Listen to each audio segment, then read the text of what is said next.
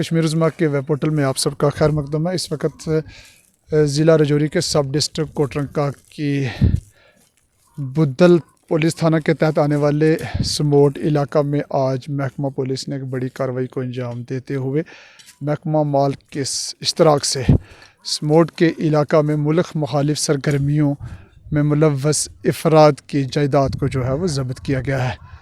تاہم عدالت حکم نامے کے مطابق CRPC کی دفعہ 87 اور 88 کے تحت ملک مخالف سرگرمیوں میں ملوث افراد جو اس وقت بارڈر پار جو ہے وہ بیٹھ کر ملک مخالف سرگرمیوں میں ملوث ہیں، اور حکومت نے جو ہے آج اس کی زمین کو جو ہے وہ اٹیچ کر دیا ہے۔ سموٹ سے بشارت راتر کی یہ رپورٹ۔